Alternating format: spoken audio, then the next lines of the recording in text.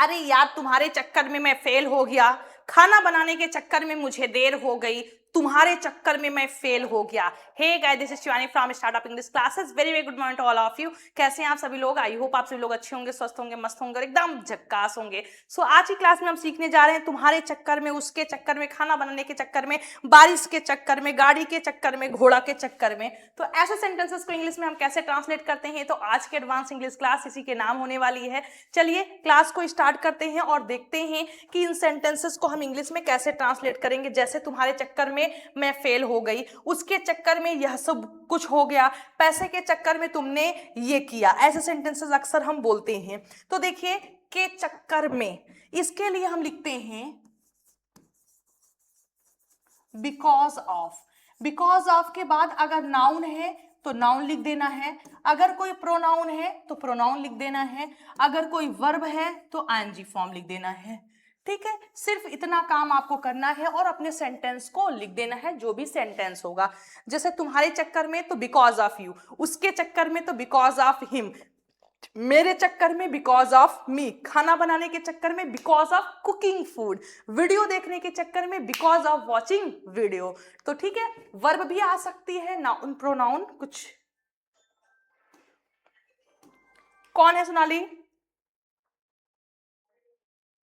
बड़े जीजा? रहने दो, अभी थोड़ा बना ले तो फिर कर रहे हैं। तो देखिए, डिलीट हो गया है, इसे थोड़ा सा आप लोग देखिएगा। बिकॉज ऑफ प्लस नाउन है तो नाउन, प्रोनाउन है तो प्रोनाउन, और वर्ब है तो आईएनजी फॉर्म। ठीक है, ये आपको यूज करना होगा।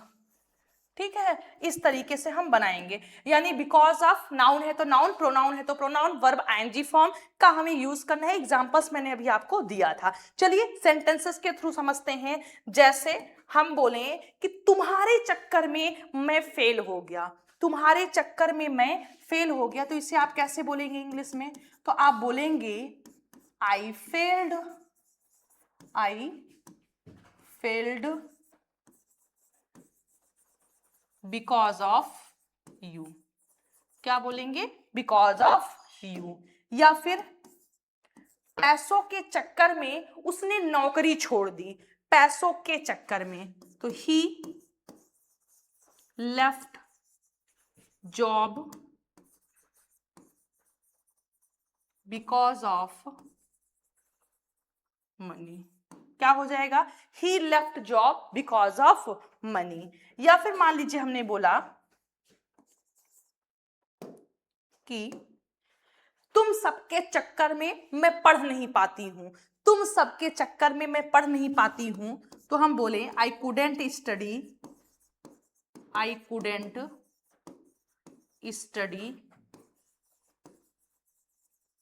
Because of you all, because of you all. या फिर खाना बनाने के चक्कर में मुझे देर हो गई। अब यहां पर क्या आया है? एक्शन आया है। खाना बनाने के चक्कर में मुझे देर हो गई, तो मैं बोलूंगी I got late, got late because of, अब verb ING form, because of cooking food, because of cooking food. ठीक है, जैसे मैंने बोल दिया कि मान लीजिए हमने बोल दिया पूजा करने के चक्कर में, पूजा करने के चक्कर में वह स्कूल नहीं है। जैसे कि भी नवरात्रि चल रही थी, आज 9वां दिन था, यानी रामनवमी थी, लास्ट था। तो बहुत से लोग पूजा करने के चक्कर में या मान लीजिए कुमारी खाने के चक्कर में स्कूल नहीं जाते थे।